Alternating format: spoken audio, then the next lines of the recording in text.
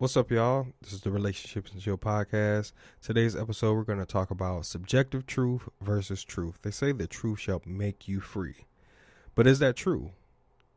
Is it true that your truth can make you free? Or is it the opposite? Your truth actually confines you to your own belief system, which causes you to repeat certain patterns and cycles and never get out and never progress, thus blaming other people. But today we're going to be talking about why objective truth and versus the truth should be investigated a little further. Stay tuned. You're listening to Relationships and Chill, the podcast for singles and couples about how to find and cultivate the relationship you've always dreamed of, based on trust and honest communication. Why waste your time going through the typical dating obstacle course, only to end up with drama, jealousy, and heartbreak, when you can find the love of your life and live happily ever after?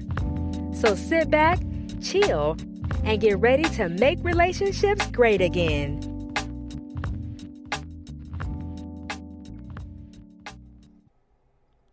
Greetings, everyone. Greetings. A little bit of delay on my applause. Get it together, Coach Anthony. Anyway, welcome to another edition of the Relationships and Chill podcast, the ultimate podcast for relationships and dating, where we strive to make relationships great again. Now, I didn't post a episode last week. I just needed some time to clear my mind. But today I want to talk about really objective truth. And I'm going to tie this into relationships because, living your truth and living the truth are two different things. Okay. So I think what I'm going to do some background music on this one. Let me see. Which one should I go for? Let me see. I'm going to go for this one. This is the one I'm going to go for. Let me turn it down just a little bit. All right. Let's see. Hopefully that's low enough. All right, sorry about that. Anyway, objective truth. I want to talk about that today. It's just going to be me. Shout out to Coach Christina Lynn, Coach Candace, Coach Lulu, of course.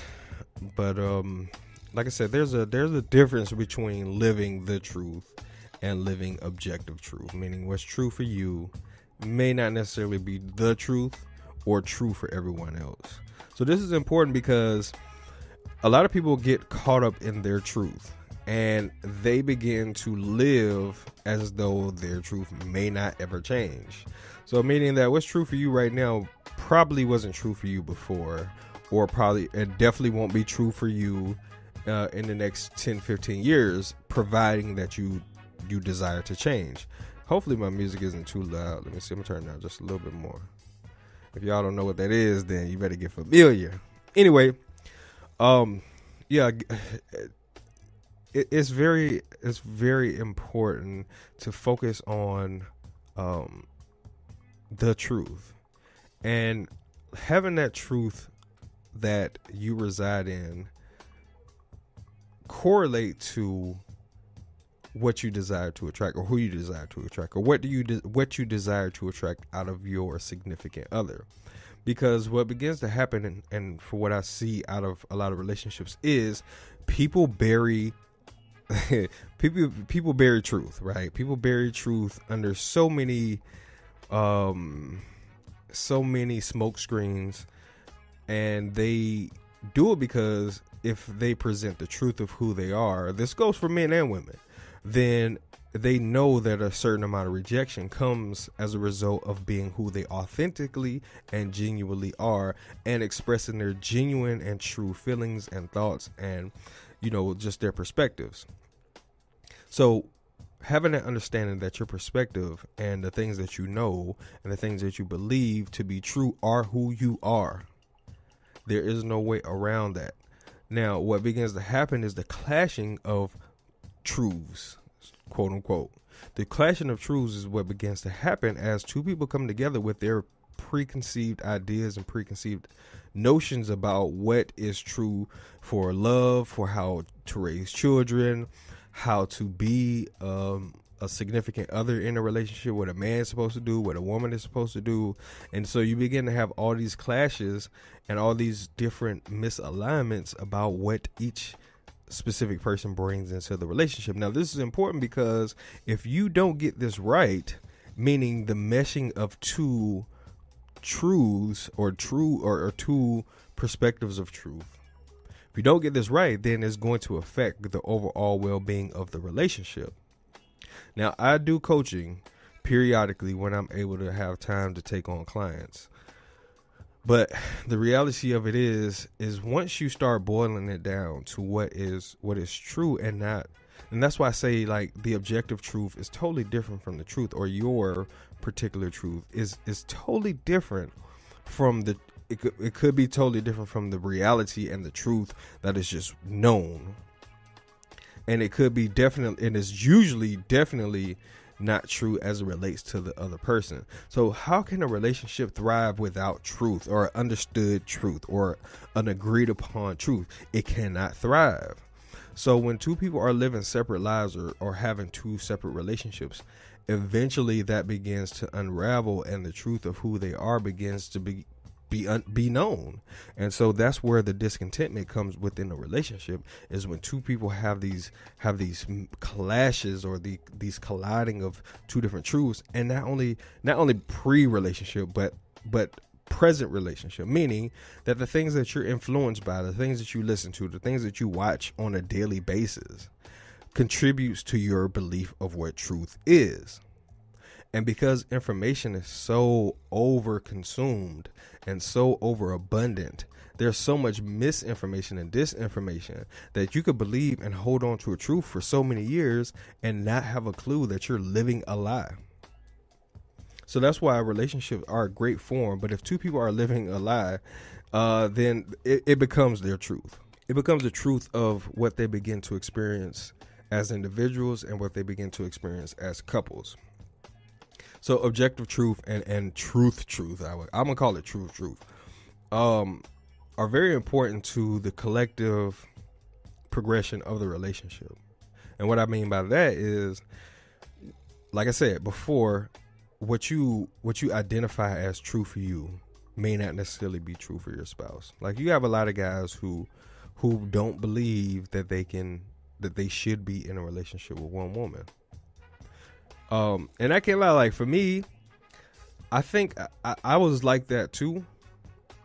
And there's parts of me that still is kind of like that believe that and that identify with that. But once I start investigating and talking to other women, just on a personal level, I'm like, man, I'm glad I'm with the woman I'm with, because I would have to literally start all over and create a relationship based on the truth. Cause I would have to reintroduce this particular woman to truth. And it's a process. It's a tedious process. That's why people say relationships are hard. It's not necessarily that the relationship between two people are hard. It's just that when you start getting past the common truths and the common things that you agree on to the things that you don't agree on, that's when the hard part comes in, because now you're having to submit and to kind of digress from your perspective and allow that other person's perspective to come into your life, and that's the hard part. But for me, I think, like most women, for most men, I would say, for most men, it's not really that we have a problem. Because I always said this when I was single. I said having a lot of women is easier than having one woman, and partially because as a man, you can kind of disengage easier and attach and engage to another woman, and you can keep the whole process going for the rest of your life. But the problem is you never have, and you never establish a good enough investment into one relationship where it actually benefits you long term, meaning that the things that you invest into a woman, unless she's very understanding, like my woman is. So my woman understands exactly what I'm saying. But most women have this idea that they should be the only one because they're a woman, or because like why would but women, this is part of it. Women's subjective truth is not men's subjective truth, and not men's truth for across the board. Because if that was the case, if what most women believe to be extremely true, that men just think like they think, then you wouldn't have as many problems in relationships, specifically coming from women. And men have their own gripes about what women should be doing that women just don't fundamentally believe should be done overall. Problem is, men have to kind of like bite the bullet, whereas women get to express whatever it is, and men just kind of have to take it. But I think from like, I'm going to be more of, for the most part, the voice of rationale and voice of reason for men specifically, because men can't say a lot of the stuff that I'm saying, partially because a lot of them can't communicate effectively why they feel the way they feel and how it's going to affect the relationship. So it's based on the truth of who he is, and based on the truth of who you are as a woman. If you listen to this as a woman, if you're listening to this as a man, you get what I'm saying. But the reality of it is just what is true for you has to be truth consistently. Now, if things change, then you update the truth. And that's where a lot of people don't do. That's what a lot of people don't do. So like, you can start off with the intentions of being just, hey, I want to be in this relationship with you and I'm good on anybody else. But then if that changes, you owe that to that other person to express that change. And if not, that's when the lies and that's when the problems come in. So I guess what I'm saying here is that your objective truth, your belief that things should be the way that they are, if they are not functional, if they're not actually being solidified with a consistent, I want to say a consistent view of reality, then you need to really question what you believe to be true. And sometimes this is the funny part. Sometimes it's not true, but you just want to hold on to that belief, and you want to hold on to that thing that you believe, hoping that it becomes true. And that's where a lot of women mess up at. A lot of women mess up there. They believe that, now I'm saying all this for a very specific reason. I'm not just rambling. I'm really saying this for a very specific reason, because I run into a lot of women coaching that believe that men should be the way that they think men should be, because women have been put on this emotional pedestal and this social pedestal, to where what the woman says has to be pretty much law in a relationship. But this is why so many men buck the system and rebel against that and just say, you know what, I'm just gonna find me another woman and I'm just gonna do this and I'm just gonna do that. So women end up getting bit in the butt again. And that's why truth is so important in a relationship, because you have to allow each party involved in the relationship to express the truth of who they really are. So that really boils down to your ability to accept truth. If you're not able to accept truth, then you will never have a functional relationship. If you're not able to accept it and you're not able to express it, I should say. If you're not able to express truth and you're not able to accept truth, then you will never have a functional relationship. You'll never have a genuine, truthful, honest relationship. Matter of fact, the word faithful means truth. The word faithful, if you look up the etymology of the word, if you look at the origins and what the word really means, not the diction, not what it currently, how people currently define it, but the original diction of a word. If you've been listening to me for a while, you know that I work off the meaning of a word, not the diction of a word, not the definition, not how it's presently defined, which is the diction, meaning how it's currently used. I always go back to the original meaning. The original intent of something will determine the use and the power behind those words. So the word faithful means to be truth, to stand on truth, to be full of faith, or to be full of truth, meaning something that is consistently stable enough for you to see it consistently drawn out or lived out in reality. If you add one rock and you get another rock and now you have two rocks. That's something that's going to be consistent. I don't care where you go in the world. If you pick up one rock and then pick up another and have them in your hand, it's going to be two rocks. So it's not going to change. Now, the reality of it is we get caught up in our objective truths and only to be dissuaded or to be let down or whatever the case may be when we find out the reality and the truth of what is really going on. And then a lot of women will stay in that situation because they believe, they hope and believe that something will be different. But the reality of it is, if you don't get to know this man or if you don't get to know this woman for who they truly are, you will continuously lie to yourself and live in your objective truth. Therefore, continuously attracting the same scenario over and over again, meaning that unless you get to the nitty gritty of who that person is in the relationship with you, then you will never progress past. You will always be hoping that it's something different than what it truly is. And I say this to say because a lot of people refuse to face the facts, or the fact that that the things, like, say for instance, if you're single and you constantly run across guys who either abuse you or cheat on you or ghost you or whatever the case may be, those are signs and symbols of something in you that is drawing this type of energy. Because how else is it getting there? If you're constantly attracting the same thing over and over again, but expecting it to be different, that's the definition of insanity. That's insanity. You're lying to yourself. You're living in your own truth or your own lie. See, that's where it becomes a thin line, a blurry line between your objective truth or your truth versus truth. Because your objective truth can lie to you and tell you that what you're doing is right and what everybody else is doing is wrong. And especially if it lines up with societal standards, because society doesn't tell people the truth anyway. Society wants to keep you dependent upon the information that they constantly pump into our mental systems.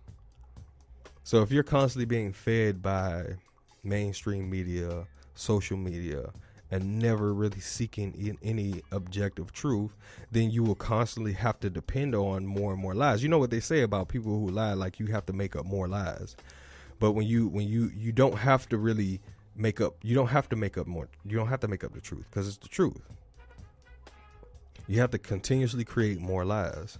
So it goes into it like this. If you're constantly being fed lies, they're going to have to create more lies and sensationalize the lies even more to keep your attention on the lies that they're feeding you, which feeds right into your scenario or feeds right into your experiences. So you're going to tell yourself, oh yeah, that's exactly what's happening. This person is a narcissist, or this person is an abuser, or this person is this, or that person is that, because they're telling you, they're giving you the information, they're giving you the programming to attract exactly the experiences that they're going to be constantly feeding you. So of course you're going to identify with that, because you're being fed the information which creates and flows out of you to attract and draw the type of people that verify that they're saying what they're saying is true. So it'll never not be a time where it's not verified, because it's really what you eat mentally. I'm speaking mentally eating. And that's why my wife and I, we don't really listen and watch a lot of TV. We watch our little shows and stuff like that. Like, of course, Game of Thrones. I can't wait for that to come out, because I'm going to be tuned in to that. What else we watch? We watch a little stuff here and there. We watch some shows here and there. We don't watch like relationship drama shows. Like, I like Iyanla Fix My Life. I like watching that because I like to take notes on how to approach certain scenarios and just how twisted and dark things can go, and how and even something about that, when the thing I love about Iyanla is because she knows her strength, right? She knows her power. And I don't care who you are. When you go on her show, you're going to need some tissue. You're going to need some tissue. That's for cotton picking show. You're going to need some kind of tissue to dry up the tears coming out, because you're going to cry. She going to make sure she make you cry, because if you don't cry, then her show, she hasn't done her job. But just looking at how in depth she goes and how she's able to break through a lot of the stuff, I think that's amazing now, and I find that absolutely wonderful. And I think knowing that people, it's like church, like I was just saying that this is just me talking to y'all, but it's like church. You know, when you go to church, you have no intentions of falling down. Like when they touch you, you know, the pastor comes by or the preacher or whoever comes by, and then they touch you, you have no intentions of falling down or falling backwards. But when you go up there, you can sense the expectation is for you to fall down. You can sense the expectation of seeing other people fall down and what's acceptable. If you don't fall down, then it's like you didn't get the Spirit. You didn't get touched by the Holy Spirit. So you're going to fall down to make it seem like, well, the Lord touched me. Okay, cool. But I'm saying you had no intentions. You didn't think about it. You never seen. Most of the time you never seen. But if you've watched any kind of religious programming and you see that kind of stuff, then it's already etched in your mind that this is the kind of protocol that happens when you get touched. And, you know, we can objectify it and say that, yeah, it's true. Like, that's what happens when the Lord touches you. Okay, well, I don't know. You know, I had the same experiences. So I'm not one that's speaking against it. I'm just simply saying that the way our minds work is we're very sensitive to information, and we're very sensitive to what other people, we're very sensitive to what we're supposed to do in a given circumstance. That's what I'm saying. And that boils down to your subjective truth, meaning that if you're in a relationship, you have this objective truth or this objective reality about how things are supposed to be, but you neglect the reality of what's really happening. So you tell yourself what you need to believe in order to say, I'm feeling I am in love. I'm feeling that this is my soulmate. I'm feeling that this is the right relationship. But that's what you're supposed to say, and giving the situation, especially if you're around people that are getting married, people that are in relationships, you're supposed to say, well, this person makes me feel like this. But I found in most of the relationships, it's not genuine. It's not real. There is a certain degree of that magical feeling, but the reality of it is that's a very minuscule part of a relationship. The bulk of a relationship is two people coming together, getting to know each other, and sharing who they truly are. And as they get to know each other, they relate on deeper and deeper and deeper levels. And then you just keep that open channel with each other. And as that open channel grows, and as you guys say, hey, we want to work towards this, we want to work towards that, and you're seeing the progression of that other person, and that other person is seeing the progression in you, and you guys are investing in each other, that's where the relationship really becomes very beautiful, and it begins to become a genuine lifelong partnership. Not a belief that this is what's supposed to happen. Not just, hey, they're in love, or you're supposed to do this when you're in love. It don't work like that. And I'm here to tell you, unless you allow yourself to live in the truth, not your truth, just like for me, and this is the last part. For me, I made a decision a long time ago that I was going to live by the truth, meaning something that I can constantly stand on and constantly live by regardless. Something that is just as continuous as the sun rising and the moon shining at night. You know what I'm saying? Like, or waxing and waning. Something that is just going to be like that for the rest of your life. It has always been that way. It will never change. What is that? What is the thing that will never change? Or you can observe. And the majority of people who are living in that truth and that reality can observe too. Now, if you meet somebody and they say, well, the sun don't shine, I don't see no sun, then there you go. You know, that is a person who is living in their own truth, and they're probably going to be locked up in some type of institution. I ain't going to say which one, but they're going to be locked up in an institution. So nevertheless, I decided to live my life by the truth. And with that ideology, I have to begin to seek the truth out in myself, meaning that if I'm going to live the truth that's external, I have to find out the truth that's internal.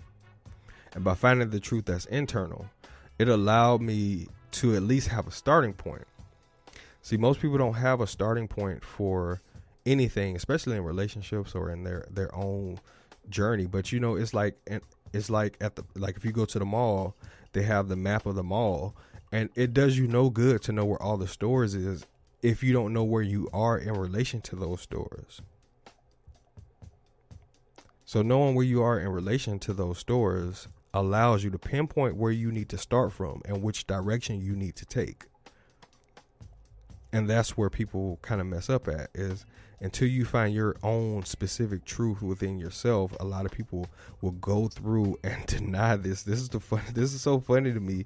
It's funny to me now, but it's not funny because it's really sad when you start kind of like understanding this stuff. It's really sad.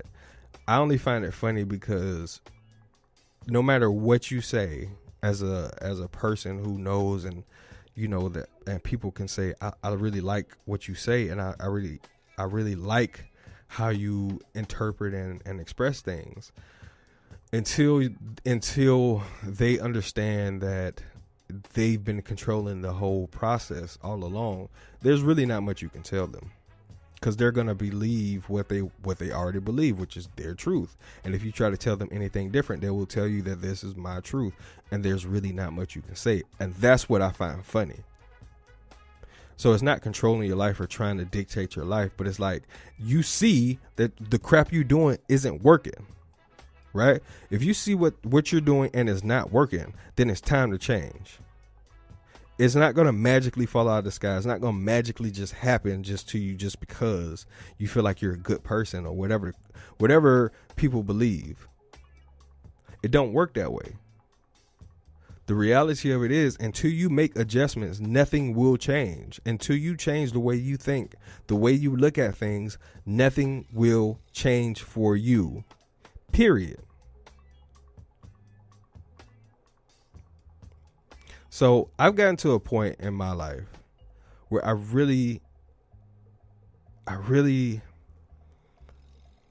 care, but I don't care. Meaning that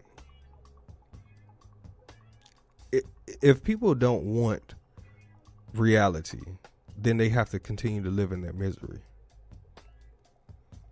You know what I'm saying? Like, people will want to have all these things and all these wishes and all these hopes, and they'll tell you everything that sounds so beautiful and sounds and looks so good.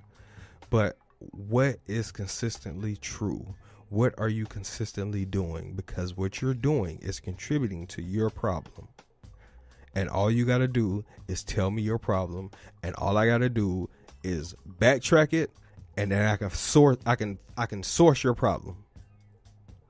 But people don't want to. This is what I'm learning. People don't want the source of their problem. They want the quick fix. They want the patch up. They want to live in their whatever they're living in, and just everything they want will supersede the reality. But it does not work that way, because that takes away your free choice.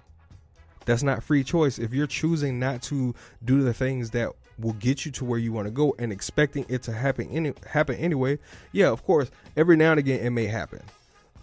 A very small 2% chance that it may happen. But the majority of the time, you're just going to continue to wallow in your misery and complain and you know, feel depressed and all these different emotions that we feel, because we're not willing to do what it takes. Like, for me, because I know what I have, right? I have a lot of information that should be listened to by millions of people. it should. I should have at least 100,000 people listening, and my books and everything should be selling fantastically well. But it's not. But you know what? Here's the thing that I have to start doing. I have to start expressing what I'm feeling at that moment, because what I have been doing is just waiting for me to feel a different way. It's still the same, meaning it's funny. It's funnier than the last stuff, because even though I may feel like something yesterday, right? I will wait my feelings out until I feel something different. So that way I am still expressing truth and allowing myself to live in that truth. But yesterday is also true as well. And it contributes to the truth that I'm speaking to you today. So I can't lie to you. Like the fact that y'all haven't been contributing or helping or even giving input has made me be like, forget doing podcasts, because there's no point. I see that people listen to the podcast, but you guys are not even doing what I'm asking you to do as far as like contributing, like subscribing, telling your friends, make sure you like, share the content, all that stuff. You do that, no problems. But that's just human nature, and I'm learning how to control and how to overcome that and say, forget what y'all doing. I could care less about what y'all doing, but what I need to do is what I need to do for me, which is express the truth that I'm feeling at any given moment. So if you don't like it, then you can move on, because if you're not contributing anyway, then it's best that you move on, because like now it's just whatever it is. Like whatever I'm feeling, it's just what I'm feeling. So with that being said, listen, y'all, it's been we've been about 30 minutes in, and I meant it for it to be like 15 minutes, but who cares? If you're listening, I appreciate it. That's all I ask for you. Just, hey, I appreciate you listening. Hey, you guys continue to be safe. Make sure you check us out on all the different platforms. You should know. If you don't know, listen to the lady at the end and she'll tell you. I'm out of here, y'all. Peace. Thanks for listening to Relationships and Chill. For more information on cultivating the relationship of your dreams, please follow us on Instagram or Facebook at Relationships and Chill, or subscribe to our YouTube channel at Relationships and Chill TV. You can also visit our website at www.relationshipsandchill.com. Together, let's make relationships great again.